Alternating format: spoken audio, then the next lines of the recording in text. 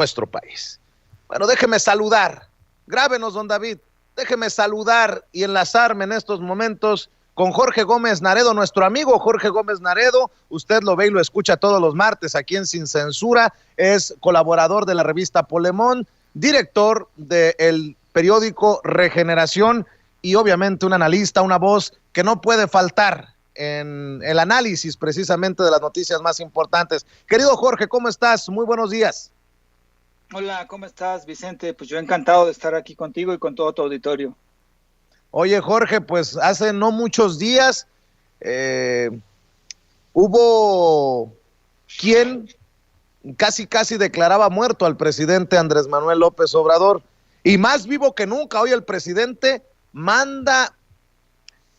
batea, para no verme tan grosero, batea a Enrique Krause, a Héctor Aguilar Camín, a los abajofirmantes de este nuevo desplegado, de esta nueva carta, ordenándole al presidente lo que se tiene que hacer para combatir la pandemia. Jorge, iniciemos con ese tema.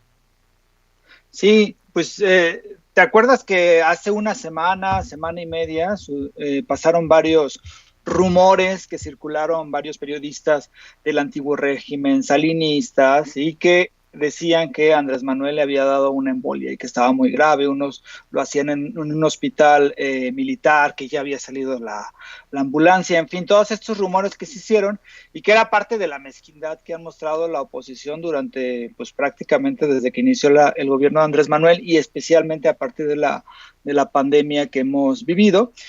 Y pues claro que no era así. Andrés Manuel se recuperaba, está bien de salud y ayer reapareció con todo y les tocó a todos, porque ayer exhibió a Aguilar Camín, exhibió a Denis Dresser, exhibió al Reforma, exhibió al Universal.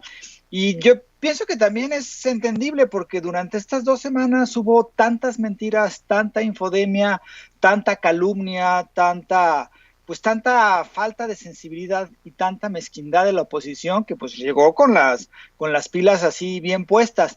Y hoy una cosa muy importante es que menciona la cuestión de la defensa de su propuesta para reformar todo lo relativo a la Comisión Federal de Electricidad y que la riqueza mexicana siga perteneciendo a los mexicanos y evitar también lo que han extraído estas empresas internacionales, estas transnacionales en cuanto a la energía.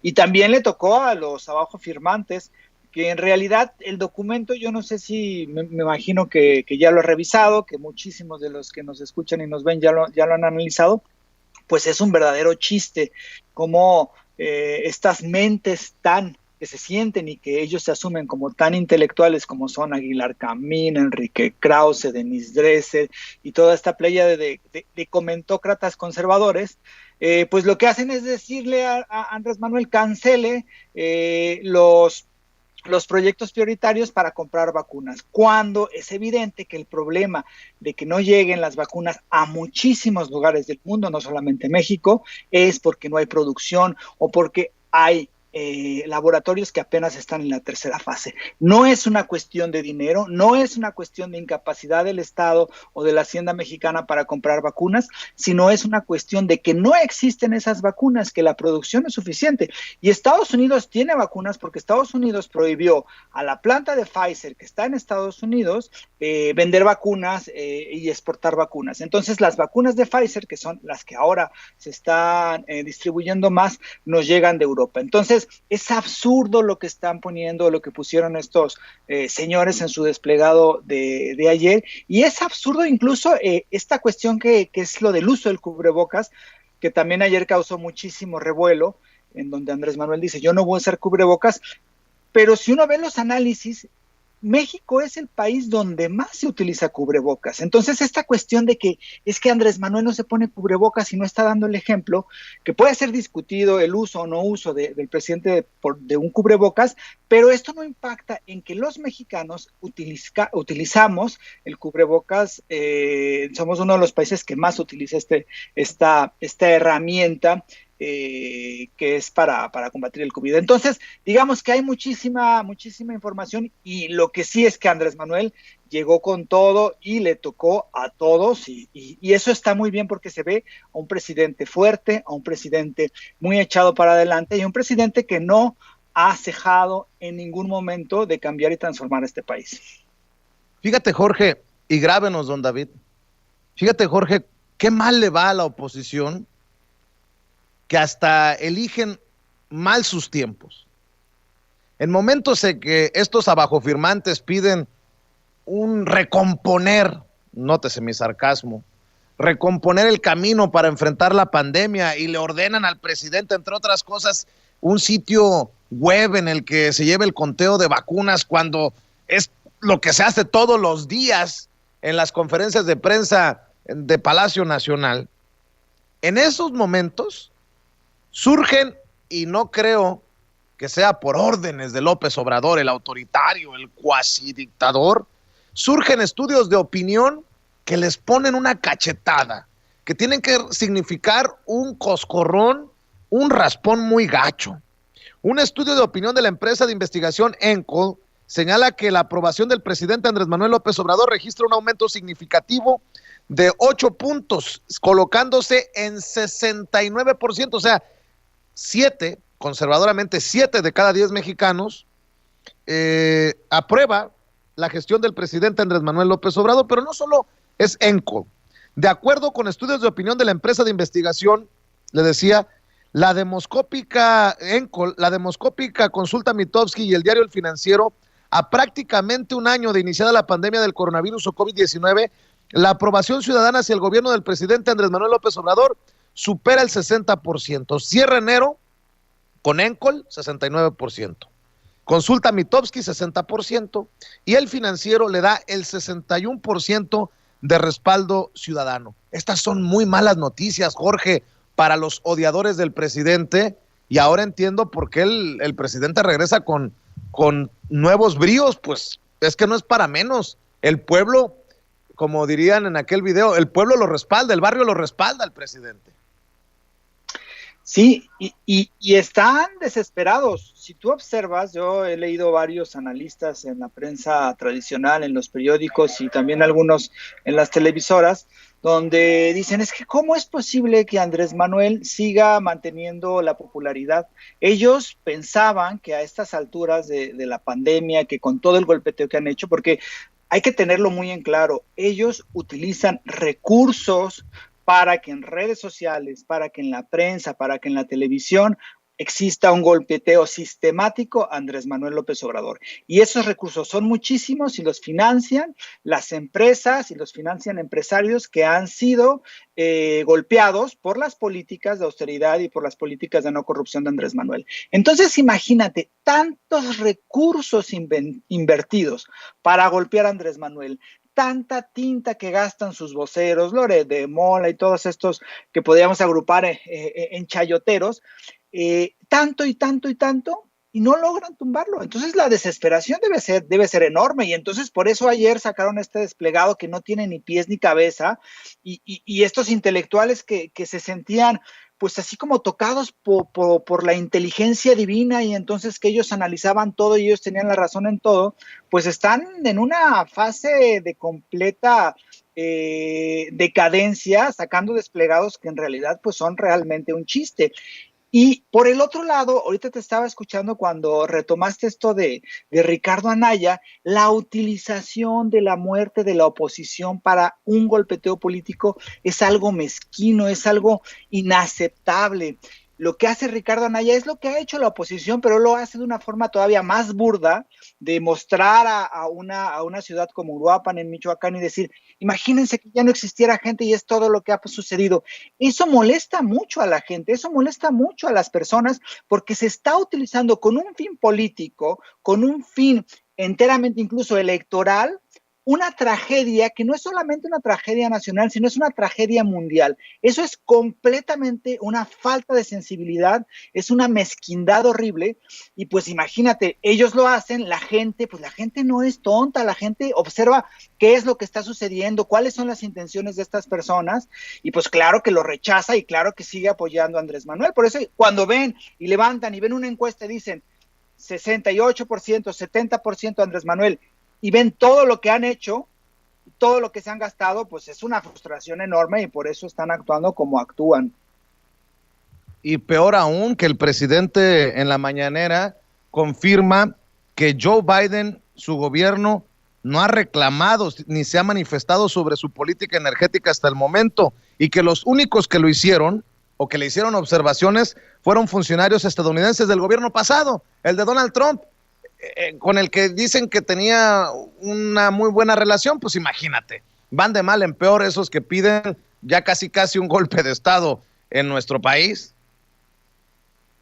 Sí, no, claro, y además es muy importante porque la política energética es una de las apuestas de Andrés Manuel. Hoy me gustó muchísimo en la conferencia de prensa cómo Andrés Manuel defendió a la gente, y esta frase que a mí me parece magistral que dijo, o sea, a mí no me pagan los empresarios, a mí me paga el pueblo mexicano. Y esa frase resume la política nacionalista, pero la política del gobierno de Andrés Manuel, porque es una política, a mí me importa la gente, no me importan unos cuantos ricos que se han enriquecido, valga la redundancia, con toda la corrupción existente en los últimos años en el periodo neoliberal.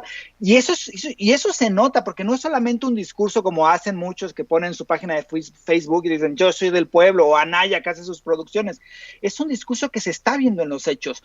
Todos los programas sociales a la población, las políticas para que los estudiantes tengan asegurado su ingreso y que puedan estudiar de forma, o sea, que no se salgan de estudiar, que no se salgan de las escuelas, para los adultos mayores, para los jóvenes. Eso es fijarse en el pueblo, esa es la política popular, es la política de buscar el beneficio de la población, de la amplia población. Es la justicia que se está apostando en este gobierno, y no es el dar y el repartir y el buscar ver dónde están los beneficios para enriquecer una empresa y cómo podemos hacer negocios. Eso ya se tiene que acabar, ya se acabó, y esta frase a mí me parece que es espectacular. A mí no me pagan los empresarios, sino me paga el pueblo mexicano, y eso es un cambio completamente en lo que veíamos viendo en los anteriores gobiernos.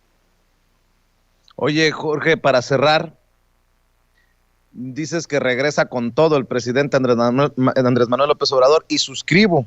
Tan es así que el presidente Andrés Manuel López Obrador insistió tajantemente que el socio de Altos Hornos de México, Alonso Ancira, debe devolver los $200 millones para reparar el daño por la compra-venta sobre precio de la planta chatarra de agronitrogenados.